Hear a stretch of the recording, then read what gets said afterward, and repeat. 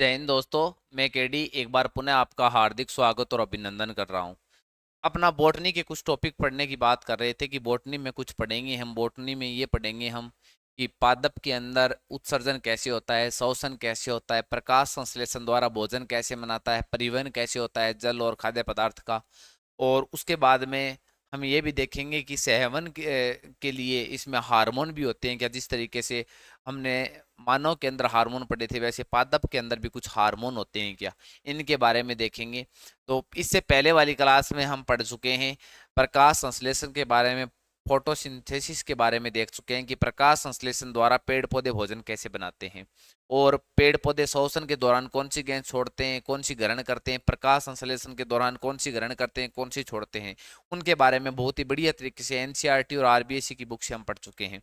अब हम पढ़ेंगे पादपों में उत्सर्जन, जो कि 1 या 2 पेज में दे रखा है, एकदम शॉर्ट मैटर दे रखा है और वहां से प्रश्न पूछा जाएगा अगर कभी पूछा जाएगा तो। वो मैं आरबीएससी की बुक से लेके आया हूँ ये पेज। एक तो ये पेज है पादपों में उत्सर्जन के संबंधित, और इसके बाद में एक ये पेज है, ठीक है ना। ये 2 पेज हैं, इनके संबंधित ही प्रश्न पूछे जाएंगे जो कि आरबीएससी की बुक से लेके आया हूँ मैं, ठीक है। और ये 1 नंबर जो पेज है वो देखने से पहले हम थोड़ा सा देख लेते हैं कि ये होता क्या है उत्सर्जन। मानव की बात करते हैं दोस्तों कि मानव में उत्सर्जन के लिए एक विशेष तंत्र बना होता है, ठीक है ना। विशेष एक प्रणाली होती है, पादपों में ऐसा कुछ होता नहीं है, ठीक है। तो पादपों में क्या होती है, उपापचयी क्रियाएं होती हैं। उपापचयी क्रिया, ये मनुष्य के अंदर भी उपापचयी क्रियाएं होती हैं। जंतुओं के अंदर जो उपापचयी क्रियाएं होती है ना वो पादपों की तुलना में बहुत ज्यादा होती हैं। तो ये उपापचयी जो क्रिया होती है वो कम होती है, 1 नंबर बात। जंतुओं के पादपों के अंदर क्या होती है, पादपों में कम होती है। जब ये उपापचयी जो क्रियाएं होती है, उपापचयी क्रिया का मतलब होता है उपापचय, वहां उपचय भी होगा और अपचय भी होगा। कोई चीज, 2 चीजें आपस में मिलकर जुड़ेंगी उसको उपचय बोलेंगे और टूटेंगी उसको अपचय बोलेंगे। तो ऐसी क्रिया मानव शरीर के अंदर बहुत बार होती है। हम भोजन ग्रहण करते हैं, ठीक है ना, तो उन वो विभिन्न भागों में टूटता है, ठीक है ना, अपचय होता है, वहां पे उपचय होता है। मेटाबॉलिज्म जो रिएक्शन है ना वो अपने शरीर के अंदर होती है। ऐसे ही मानव शरीर के अंदर या जंतुओं के अंदर उपापचय क्रियाएं ज्यादा देखने को मिलती हैं, पादपों के अंदर उपापचय क्रियाएं कम देखने को मिलती हैं। उपापचय क्रियाएं जितनी ज्यादा मिलेंगी उतना ही उत्सर्जित पदार्थ ज्यादा होंगे। उत्सर्जित पदार्थ, उत्सर्जित पदार्थ क्या होंगे, ज्यादा होंगे। उत्सर्जित पदार्थ ज्यादा होगा, ये ध्यान रखना, ठीक है। तो उपापचय क्रियाओं पादपों के अंदर कम होती हैं तो इसमें उत्सर्जित पदार्थ भी क्या होते हैं, उत्सर्जित पदार्थ भी कम होते हैं और इतने हानिकारक भी नहीं होते हैं। तो कुछ पदार्थ होते हैं वो तो उत्सर्जित हो जाते हैं और कुछ पदार्थ पेड़ के अंदर है ना, किसी छाल के अंदर या पुराले जाइलम के अंदर क्या हो जाते हैं, संग्रहित हो जाते हैं। तो मुख्यतः मैं आपको बता देता हूँ, ये एक ही साथ में बता दूंगा पूरा का पूरा, फिर उनकी एक एक लाइन पढ़ लेंगे जो 2 पेज दे रखे ना उनकी, ठीक है। तो पादपों में सबसे पहले बात करते हैं कि O2 व CO2 का उत्सर्जन। जैसे O2 और CO2 का उत्सर्जन के लिए मानव के अंदर श्वसन तंत्र फेफड़ा बना हुआ होता है, फेफड़े के द्वारा इनका उत्सर्जन होता है। O2 और CO2 का जो पादपों के अंदर उत्सर्जन होता है ना वो तो होता है दोस्तों रंध्र के द्वारा। इसके द्वारा रंध्र होते हैं, छोटे छोटे छिद्र होते हैं पत्तियों के अंदर, उनके द्वारा O2 और CO2 का क्या होता है, परिवहन होता है। ये हम इससे पीछे वाली क्लास में देख चुके हैं। मुख्यतः जो होता है वो रंध्र के माध्यम से होता है, ठीक है। वात रंध्र के माध्यम से हो सकता है, ठीक है, और रंध्र ही है भी। और हमने ये भी पढ़ा था कि पत्तियां हुई, जो पेड़ पौधों की जो पत्तियां वगैरह हुई और जो तना वगैरह हुआ उसकी सतह के माध्यम से भी कुछ O2 और CO2 का होता है। मुख्यतः होता है ना वो रंध्र के माध्यम से O2 और CO2 का परिवहन होता है। 1 नंबर ये कंप्लीट हो गया। उसके बाद में कुछ कार्बनिक पदार्थ बनते हैं उपापचयी क्रियाओं के द्वारा, कार्बनिक अम्ल बनते हैं। कार्बनिक अम्ल होते हैं ना, उनका जो कार्बनिक अम्ल का जो संग्रहण होता है वो रिक्तिका के अंदर होता है। उसको उत्सर्जन नहीं होता, रिक्तिका में संग्रहित हो जाते हैं, रिक्तिका में संग्रहित हो जाते हैं ये, ठीक है। ये रिक्तिका में संग्रहित हो जाने के कारण ही क्या होता है कि जो नींबू वगैरह होते हैं, संतरे वगैरह होते हैं, वो क्या होते हैं, खट्टे होते हैं। नींबू हुआ, संतरे हुए, वह खट्टे होते हैं। वो क्या होते हैं, खट्टे होते हैं। ये अम्ल रिक्तिका के अंदर संग्रहित हो जाते हैं और फिर से इससे जो नींबू बनते हैं, संतरे बनते हैं, वो क्या होते हैं, खट्टे होते हैं। कुछ कार्बन जैसे सिट्रिक अम्ल हुआ, ठीक है ना, ऐसे कुछ कार्बनिक अम्ल हैं जो रिक्तिका में, जो पेड़ पौधों में उपापचय क्रियाओं के द्वारा बनेंगे और फिर रिक्तिका में आकर क्या हो जाएंगे, संग्रहित हो जाएंगे, ध्यान रखना, ठीक है। रिक्तिका तो आप जानते हो, कोशिका के अंदर बहुत बढ़िया तरीके से इनके बारे में पढ़ा है, रसदानी रिक्तिका वही है ये। कार्बनिक कमल हो गए। इसके बाद में आता है कुछ ठोस क्रिस्टलीय, ठोस ठोस क्रिस्टलीय, जिसमें कैल्शियम कार्बोनेट आता है, कार्बोनेट आता है, कैल्शियम ऑक्जिलेट आता है, ऑक्जिलेट आता है। ये कुछ जो क्रिस्टलीय ठोस पदार्थ होते हैं ना, क्रिस्टलीय ठोस पदार्थ होते हैं, इनका जो संग्रहण होता है ना, इन ठोस पदार्थों का संग्रहण होता है, वो होता है जो पत्तियों के मर्द भाग में,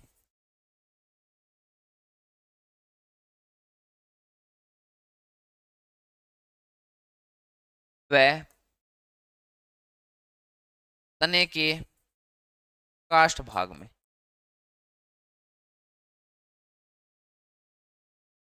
ये ध्यान रखना, ठीक है ना। ये पत्तियों के मर्द भाग में होता है, या मर्द कोशिका में होता है, या तने की काष्ठीय कोशिकाओं में होता है, ध्यान रखना, ठीक है। पत्तियों के मर्द भाग या मर्द कोशिकाओं में होता है, कोशिका भी लिख सकते हैं, या तने की काष्ठीय जो कोशिकाएं होती है ना, उनके अंदर इनका संघनन होता है। उसके बाद में होता है एक टेनिन, टेनिन, टेनिन पदार्थ होता है ना, उसका संग्रहण होता है ना, वो होता है वो होता है जो जो टेनिन होता है ना, टेनिन उसका संग्रहण होता है जो वर्क्स होता है ना, अपना वर्क्स, वृक्ष की छाल के अंदर होता है।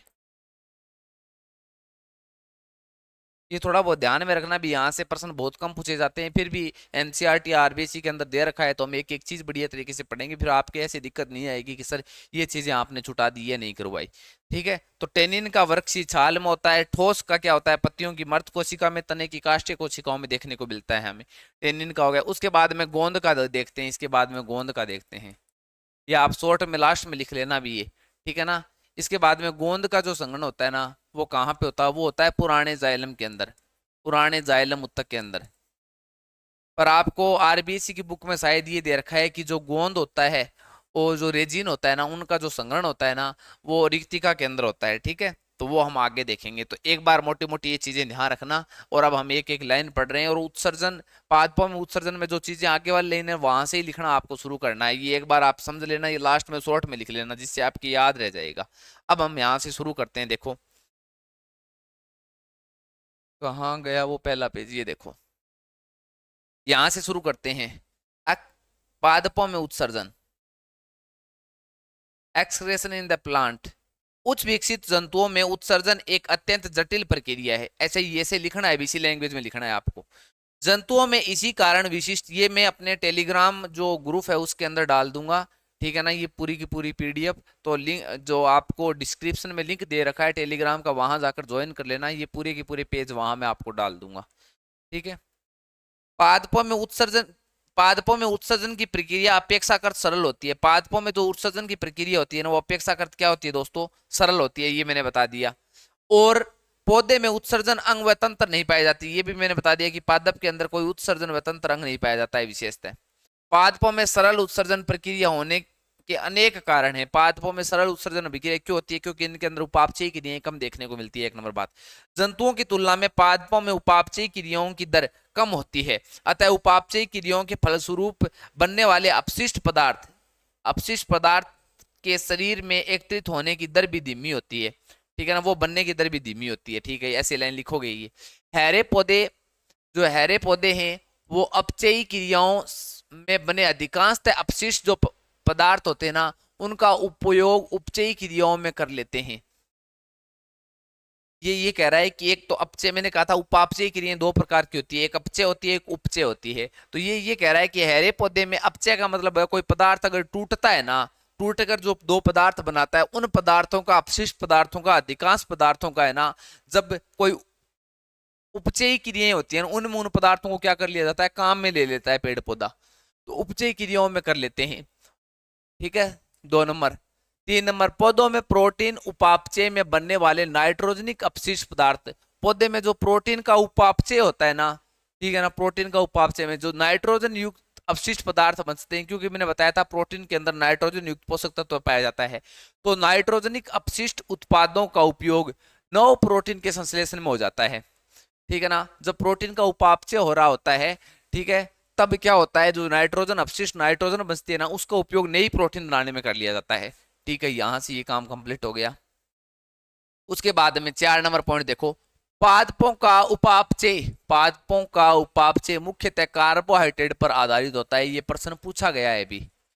पादपों का उपापचय मुख्यतः किस पर आधारित होता है? कार्बोहाइड्रेट पर आधारित होता है। प्रोटीन पर भी होता है, परंतु मुख्यतः किस पर आधारित होता है? कार्बोहाइड्रेट पर आधारित होता है। कार्बोहाइड्रेट के उपापचय से उत्पन्न अंतिम उत्पाद प्रोटीन के उपापचय के उत्पन्न उत्पादों से कहीं कम विषाक्त व हानिकारक होते हैं। ये कह रहा है कि जो पादपों के द्वारा, देखो भी, उपापचय कार्बोहाइड्रेट का भी होता है, प्रोटीन का होता है। मुख्यतः कार्बोहाइड्रेट का, ज्यादा कार्बोहाइड्रेट का देखने को मिलता है। ये कह रहा है कि जो प्रोटीन का उपापचय होता है ना, उसमें जो अपशिष्ट बचता है ना, उस अपशिष्ट की तुलना में जो कार्बोहाइड्रेट का जो अपशिष्ट बचता है ना, वो कम खतरनाक होता है, कार्बोहाइड्रेट वाला अपशिष्ट। अतः पादपों में उत्सर्जन की आवश्यकता जंतुओं की तुलना में बहुत कम होती है। इसलिए पादपों में उत्सर्जन की आवश्यकता क्या होती है? जंतुओं की तुलना में क्या होती है? बहुत कम होती है। इसी तरीके से पॉइंट बना बना के लिखोगे भी इनको। फिर भी पादपों में बने कुछ अपशिष्ट उत्पादों का उत्सर्जन तथा उनका हानि रहित रूप से संग्रहण आवश्यक है, ठीक है ना। 5 नंबर, जलीय पौधे में कुछ अपशिष्ट पदार्थ पादप कोशिकाओं की कोशिका भित्ति से होते हुए बाहरी जलीय वातावरण में विस्तृत होते हैं। जलीय जो पौधे होते हैं ना, जलीय पौधे होते हैं, उनमें उत्सर्जन किसके माध्यम से होता है? अपशिष्ट पदार्थ पादप कोशिकाओं की कोशिका भित्ति से होते हुए बाहरी जलीय वातावरण में विस्तृत कर दिए जाते हैं। विस्तरण प्रक्रिया द्वारा जलीय पादपों के अंदर क्या होता है? कोशिका भित्ति द्वारा बाहर निकाल दिए जाते हैं पदार्थ। ये इंपॉर्टेंट पॉइंट है। स्थलीय पादपों में आवश्यकता से अधिक गैसों जैसे कि ऑक्सीजन, कार्बन डाइऑक्साइड तथा जल वाष्प के रूप में रंध्रों और कभी कभी रंध्रों में कभी कभी वात रंध्रों द्वारा निकल जाता है। ये मैंने आपको बता दिया है अभी, ठीक है। कुछ अपशिष्ट उत्पाद जलीय पादपों में ऐसा होता है, स्थलीय पादपों में ऐसा होता है। कुछ अपशिष्ट उत्पाद जैसे कार्बनिक अम्ल गुलित अवस्था में कोशिकाओं की रिक्तिकाओं में संग्रहित हो जाते हैं। अतः ये पदार्थ कोशिकाओं की विभिन्न जैव प्रक्रियाओं में बाधक नहीं हो पाते। विभिन्न जैव रासायनिक प्रक्रिया उसमें बाधक नहीं होते। नींबू और संतरा आदि का खट्टा स्वाद इसी अम्लों में रिक्तिका के संघनन के कारण होता है। कहाँ संघनन होता है इनका? रिक्तिका के अंदर होता है। मैंने आपको ये बताई दी है। कई अपशिष्ट उत्पाद गुलित रूप में रिक्तिकाओं में पाए जाते हैं। इसमें पाए जाते हैं, गुलित अवस्था में रिक्तिकाओं में पाए जाते हैं। ये पदार्थ भले ही पौधे के लिए अनावश्यक हो, किंतु हमारे लिए ये बहुत आवश्यक होते हैं। ये गोंद के बारे में बता रहा है, गोंद के बारे में बता रहा है। पर जो एनसीईआरटी की बुक है ना, उसके अंदर ये रख रखा है कि गोंद होता है ना, वो पुराने जाइलम के अंदर क्या रहता है? संग्रहित रहता है। तो ये यहाँ रिक्तिका दे रखा है, आप यहाँ रिक्तिका या पुराना जाइलम लिख लेना। उसके बाद उपयोग कई औषधियों में किया जाता है। गोंद भी अपशिष्ट उत्पाद है, ठीक है ना। कुछ अनावश्यक पदार्थ ठोस रवों के रूप में, ठोस क्रिस्टल के रूप में पर्ण की मर्द कोशिकाओं में या तने की काष्ठीय कोशिकाओं में संग्रहित होते हैं। ये रवे अधिकांशतः कैल्शियम कार्बोनेट और कैल्शियम ऑक्जिलेट होते हैं। कैल्शियम कार्बोनेट, कैल्शियम ऑक्जिलेट कहाँ संग्रहित होते हैं? मैंने बता दिया था, वहां शॉर्ट में लिखा हुआ है, वहां से याद हो जाएगा। अब एक जो बिंदु स्राव होता है, ठीक है ना। बिंदु स्राव मतलब बिंदु के रूप में क्या निकलना? जल बाहर निकलना। ये आपने देखा होगा अभी पेड़, गर्मियों में पेड़ पौधों के नीचे क्या रहती है? अभी ठंडक महसूस होती है ना, ठीक है। वो किसके कारण होती है? वो होती है वाष्पोत्सर्जन के कारण। एक तो होता है वाष्प उत्सर्जन, एक होता है बिंदु स्राव। इन दोनों में अंतर है, भी ध्यान रखना। वाष्प उत्सर्जन होता है ना, वो तो आगे हम परिवहन के अंदर पढ़ेंगे, ठीक है ना। जब जल जमीन से जड़ों द्वारा खींचा जाता है, तब वाष्प उत्सर्जन महत्वपूर्ण होता है। वो तो रंध्रों के माध्यम से होता है वाष्प का उत्सर्जन तो। पर ये ध्यान रखना, जो बिंदु स्राव है ना, बिंदु स्राव देखने को मिलता है, वो क्या होता है कि आप सुबह सुबह देखते हो उठकर, तो पत्तियों के किनारे पर बूंद बूंद नहीं चिपकी होती है क्या? तो जो पत्तियों के किनारे होते हैं ना, किनारे होते हैं, उस पर जल रंध्र होते हैं। वो ये नाम विशेष दिया गया है, ये जल रंध्र, जल रंध्र होते हैं, ध्यान रखना। ये इंपॉर्टेंट है भी, ध्यान रखना कि बिंदु स्राव किसके माध्यम से होता है? जल रंध्रों के माध्यम से होता है। ये इंग्लिश वाले नाम भी थोड़े थोड़े लिख लेना यहाँ। बिंदु स्राव यही होता है बस। यदि आप प्रातःकाल पिंपल के वृक्ष के नीचे खड़े हो, तो आपने जल के सूक्ष्म बूंदों को आपने ऊपर गिरने का अनुभव किया होगा। यह वह वृक्ष के पर्णों से निकलने वाला जल है, पत्तों से निकलने वाला। इसी प्रकार टमाटर, घास आदि में देखा होगा। में पर्ण में किनारे या सिरों पर जल की बूंदे के रूप में बाहर निकलता है। इस प्रक्रिया को बिंदु स्राव कहते हैं। यहां से ये लिख लेना भी, ठीक है ना। इन पौधों में बिंदु स्राव के लिए विशेष जल रंध्र पाए जाते हैं। ये पर्ण की शिराओं के अंतिम सिरों पे होते हैं। ये ऐसा लिख लेना, पर्ण की शिराओं के अंतिम सिरे पे होते हैं। प्रत्येक सूक्ष्म रंध्र एक छोटी गुहिकाओं में खुलता है। प्रत्येक जो सूक्ष्म रंध्र होता है वो एक छोटी गुहिकाओं में खुलता है। इस गुहिका बनी होती है इस तरीके से, पत्तियां होती है ना इस तरीके से, यहाँ इस तरीके से गुहिका बनी होती है, इन गुहिकाओं में खुलता है। गुहिका के चारों ओर पतली भित्ति की कोमल मर्दुतक कोशिकाएं होती हैं, ठीक है। बिंदु स्राव अधिक अवशोषण व कम वाष्पोत्सर्जन के लिए, ये इंपॉर्टेंट है, अभी मैं बता देता हूं। बिंदु स्राव अधिक अवशोषण, बिंदु स्राव अधिक अवशोषण एवं कम वाष्पोत्सर्जन की अवस्था में सबसे अधिक होता है। बिंदु स्राव कब अधिक होगा मुझे बताओ? जब वाष्प के रूप में जल बाहर निकलेगा तब बिंदु स्राव कम ही होगा ना।